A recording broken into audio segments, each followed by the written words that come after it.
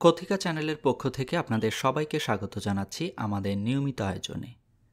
আজ আপনাদের জন্য থাকছে বিশ্বকবি রবীন্দ্রনাথ ঠাকুরের লেখা গল্প কঙ্কাল। গল্প শুরুর আগে বলে রাখছি, কথিকা চ্যানেলে যদি আপনি প্রথমবারের মতো হয়ে থাকেন, চ্যানেলটি কাইন্ডলি সাবস্ক্রাইব করবেন। আমরা কথিকার পরিবেশনায় নিয়মিত বিভিন্ন রাইটারের লেখা ছোট গল্প পাঠ করে যাচ্ছি। শুরু করছি আজকের মূল পরিবেশনা। গল্পের নাম কঙ্কাল, লিখেছেন রবীন্দ্রনাথ ঠাকুর। আমরা তিন বাল্যসঙ্গী যে ঘরে শয়ন করিতাম, তাহার পাশের ঘরের দেয়ালে একটি আস্ত নর কঙ্কাল ঝুলানো থাকিত। রাত্রে বাতাসে তাহার হাড়গুলো খটখট শব্দ করিয়া নড়িত।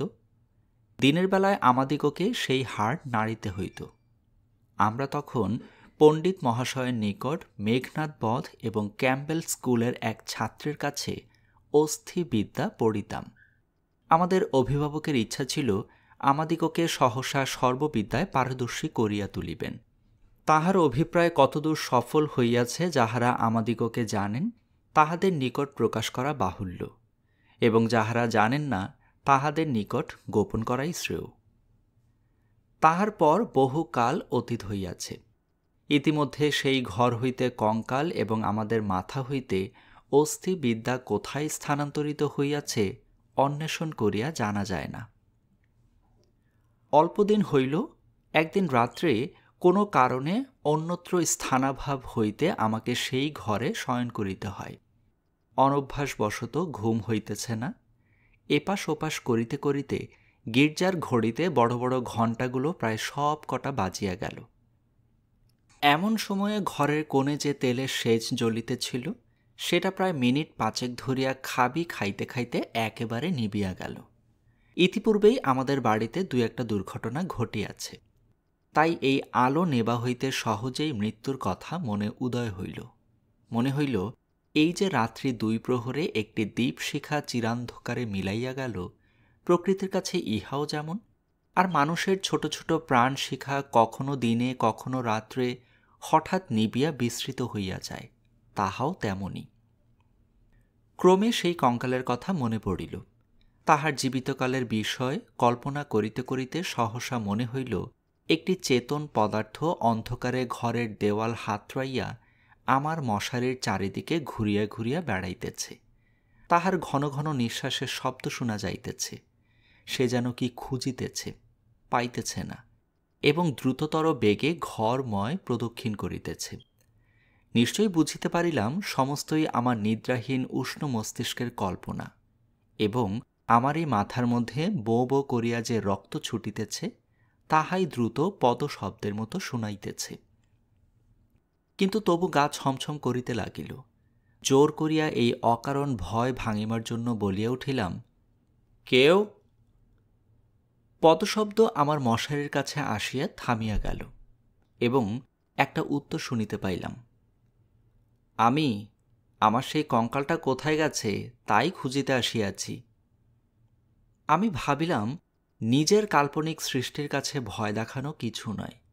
পাশবালিশটা সবলে আঁকড়িয়া ধরিয়া চিরপরিচিতের মতো অতি সহজ সুরে বলিলাম, এই দুপুর রাত্রে বেশ কাজটি বাহির করিয়াছ, তা সে কঙ্কালে এখন আর তোমার আবশ্যক?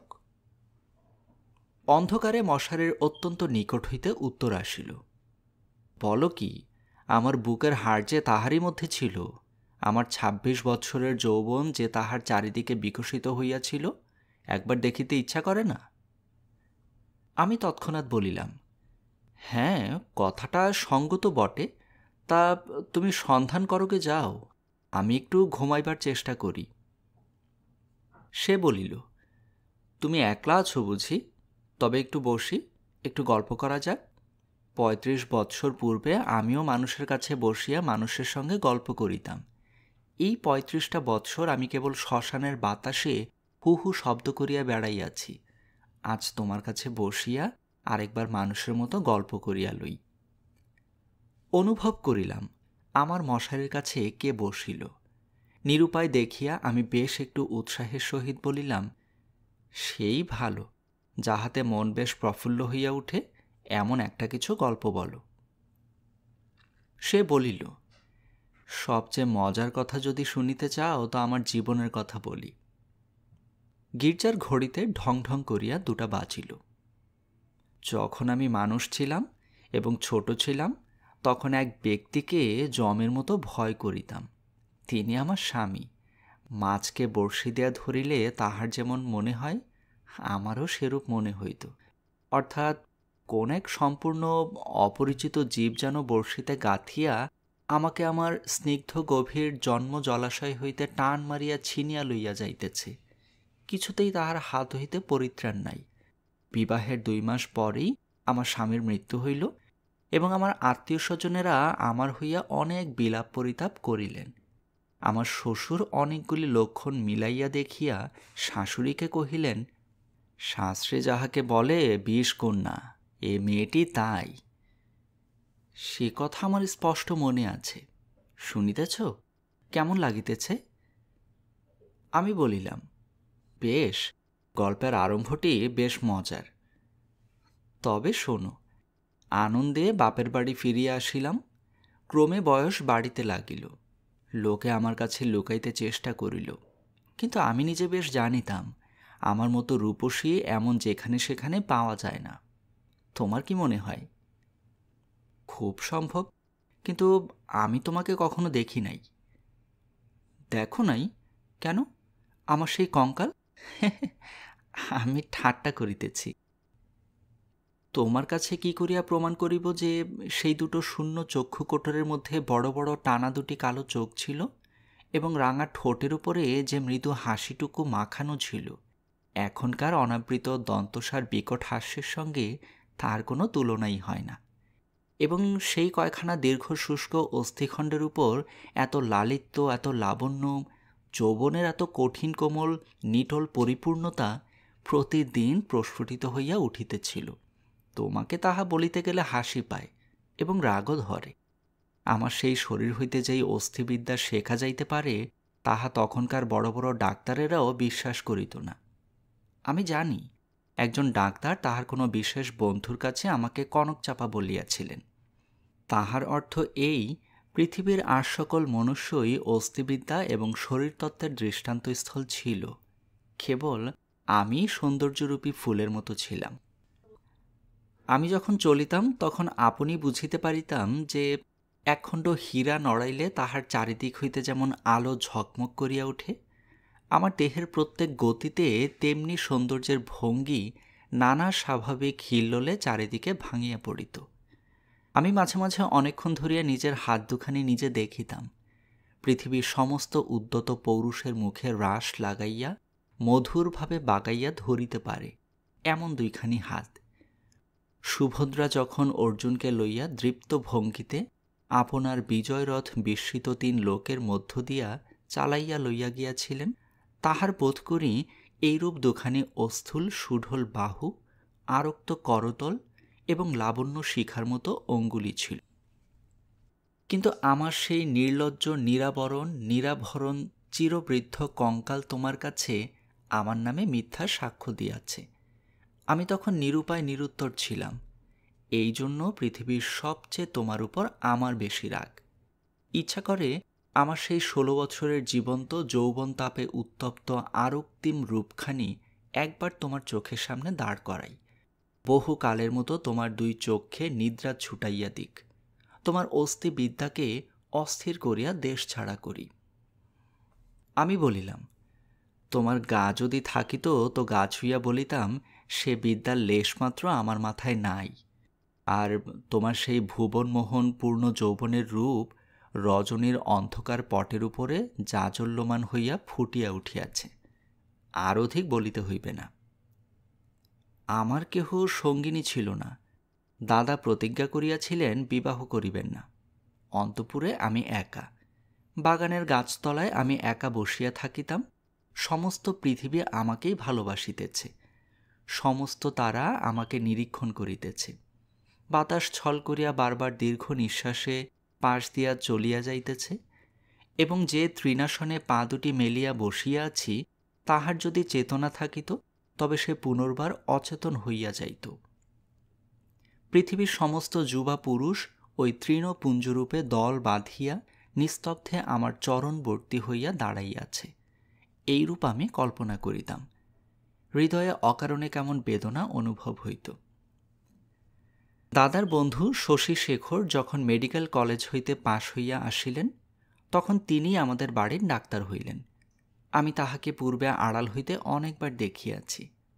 দাদা অত্যন্ত অদ্ভুত লোক ছিলেন।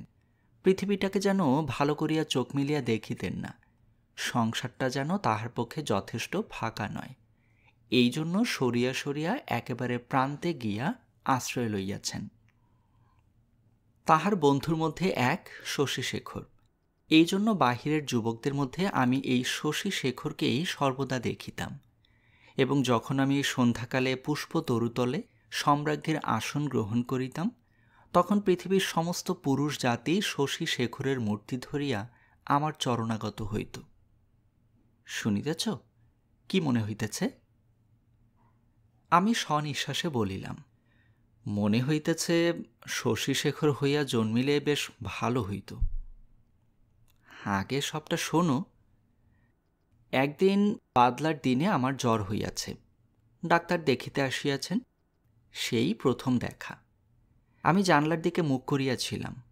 সন্ধ্যার লাল আভাটা পড়িয়া রুগ্ন মুখের বিবর্ণতা যাহাতে দূর হয়। ডাক্তার যখন ঘরে ঢুকিয়াই আমার মুখের দিকে একবার চাহিলেন, তখন আমি মনে মনে ডাক্তার হইয়া কল্পনায় নিজের মুখের দিকে চাহিলাম। সেই সন্ধ্যালোকে কোমল বালিশের উপরে একটি ঈষৎ ক্লিষ্ট কুসুম পেলব মুখ, অসংযমিত চূর্ণ কুন্তল ললাটের উপর আসিয়া পড়িয়াছে, এবং লজ্জায় আনমিত বড় বড় চোখের পল্লব কপলের উপর ছায়া বিস্তার করিয়াছে। ডাক্তার নম্র মৃদুস্বরে দাদাকে বলিলেন, একবার হাতটা দেখিতে হইবে। আমি গাত্রাবরণের ভিতর হইতে ক্লান্ত সুগোল হাতখানি বাহির করিয়া দিলাম। একবার হাতের দিকে চাহিয়া দেখিলাম, যদি নীলবর্ণ কাচের চুড়ি পরিতে পারিতাম তো আরও বেশ মানাইত। রোগীর হাত লইয়া নাড়ি দেখিতে ডাক্তারের এমন ইতস্তত ইতিপূর্বে কখনো দেখি নাই। অত্যন্ত অসংলগ্নভাবে কম্পিত অঙ্গুলিতে নাড়ি দেখিলেন। তিনি আমার জ্বরের উত্তাপ বুঝিলেন। আমিও তাহার অন্তরের নাড়ি কিরূপ চলিতেছে কতকটা আভাস পাইলাম। বিশ্বাস হইতেছে না? আমি বলিলাম, অবিশ্বাসের কোনো কারণ দেখিতেছি না। মানুষের নাড়ি সকল অবস্থায় সমান চলে না। কালক্রমে আরও 2-4 বার রোগ ও আরোগ্য হইবার পরে দেখিলাম, আমার সেই সন্ধ্যাকালের মানস সভায় পৃথিবীর কোটি কোটি পুরুষ সংখ্যা অত্যন্ত হ্রাস হইয়া ক্রমে একটিতে আসিয়া ঠেকিল। আমার পৃথিবী প্রায় জনশূন্য হইয়া আসিল। জগতে কেবল একটি ডাক্তার এবং একটি রোগী অবশিষ্ট রহিল। আমি গোপনে সন্ধ্যাবেলায় একটি বাসন্তী রঙের কাপড় পরিতাম। ভালো করিয়া খোঁপা বাঁধিয়া মাথায় একগাছি বেলফুলের মালা জড়াইতাম। একটি আয়না হাতে লইয়া বাগানে গিয়া বসিতাম। কেন? আপনাকে দেখিয়া কি আর পরিতৃপ্তি হয় না? বাস্তবিকই হয় না। কেননা আমি তো আপনি আপনাকে দেখিতাম না। আমি তখন একলা বসিয়া 2 জন হইতাম। আমি তখন ডাক্তার হইয়া আপনাকে দেখিতাম, মুগ্ধ হইতাম এবং ভালোবাসিতাম এবং আদর করিতাম। অথচ প্রাণের ভিতরে একটা দীর্ঘ নিঃশ্বাস সন্ধ্যা বাতাসের মতো হু হু করিয়া উঠিত। সেই হইতে আমি আর একলা ছিলাম না। যখন চলিতাম, নত নেত্রে চাহিয়া দেখিতাম পায়ের অঙ্গুলিগুলি পৃথিবীর উপরে কেমন করিয়া পড়িতেছে, এবং ভাবিতাম এই পদক্ষেপ আমাদের নতুন পরীক্ষা উত্তীর্ণ ডাক্তারের কেমন লাগে। মধ্যাহ্নে জানালার বাহিরে ঝাঁ ঝাঁ করিত, কোথাও সাড়া শব্দ নাই। মাঝে মাঝে এক একটা চিল অতি দূর আকাশে শব্দ করিয়া উড়িয়া যাইত, এবং আমাদের উদ্যান প্রাচীরের বাহিরে খেলনাওয়ালা সুর করিয়া চাই খেলনা চাই চুড়ি করিয়া ডাকিয়া যাইত। আমি একখানি ধবধবে চাদর পাতিয়া নিজের হাতে বিছানা করিয়া শয়ন করিতাম। একখানি অনাবৃত বাহু কোমল বিছানার উপরে যেন অনাদরে মেলিয়া দিয়া ভাবিতাম, এই হাতখানি এমনই ভঙ্গিতে কে যেন দেখিতে পাইল। কে যেন 2খানি হাত দিয়া তুলিয়া বলিল, কে যেন ইহার আরক্ত করতলের উপর একটি চুম্বন রাখিয়া দিয়া আবার ধীরে ধীরে ফিরিয়া যাইতেছে। মনে করো, এইখানেই গল্পটা যদি শেষ হয়, তাহা হইলে কেমন হয়? আমি বলিলাম, মন্দ হয় না, একটু অসম্পূর্ণ থাকে বটে, কিন্তু সেইটুকু আপন মনে পূরণ করিয়া লইতে বাকি রাতটুকু বেশ কাটিয়া যায়। কিন্তু তাহা হইলে গল্পটা যে বড় গম্ভীর হইয়া পড়ে। ইহার উপহাসটুকু থাকে কোথায়? ইহার ভিতরকার কঙ্কালটা তাহার সমস্ত দাঁতকটি মেলিয়া দেখা দেয় কই?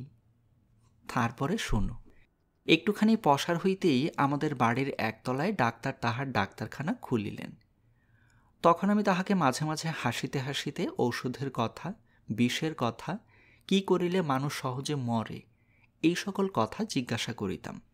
ডাক্তারের কথায় ডাক্তারের মুখ খুলিয়া যাইত। শুনিয়া শুনিয়া মৃত্যু যেন পরিচিত ঘরের লোকের মতো হইয়া গেল। ভালোবাসা এবং মরণ কেবল এই দুটোকেই পৃথিবীময় দেখিলাম। আমার গল্প প্রায় শেষ হইয়া আসিয়াছে, আর বড় বাকি নাই। আমি মৃদুস্বরে বলিলাম, রাত্রিও প্রায় শেষ হইয়া আসিল। কিছুদিন হইতে দেখিলাম ডাক্তারবাবু বড় অন্যমনস্ক এবং আমার কাছে যেন ভারী অপ্রতিভ। একদিন দেখিলাম তিনি কিছু বেশি রকম সাজসজ্জা করিয়া দাদার কাছে তাহার জুড়ি ধার লইলেন।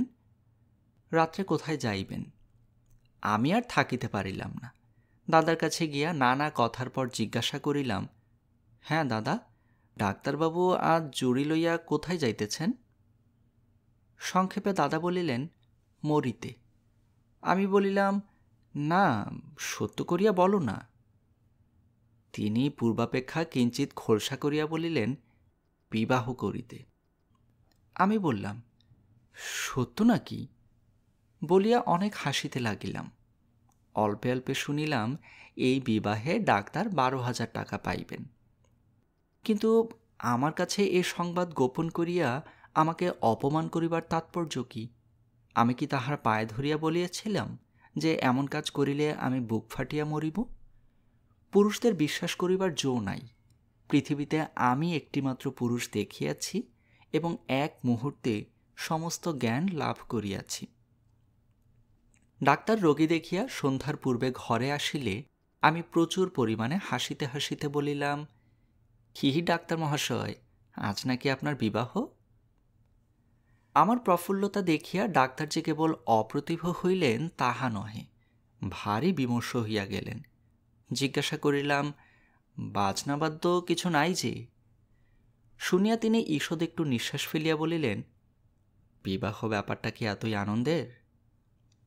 শুনিয়া আমি হাসিয়া অস্থির হইয়া গেলাম। এমন কথাও তো কখনো শুনি নাই। আমি বলিলাম, সে হইবে না, বাজনা চাই, আলো চাই। দাদাকে এমনই ব্যস্ত করিয়া তুলিলাম যে দাদা তখনই রীতিমতো উৎসবের আয়োজনে প্রবৃত্ত হইলেন।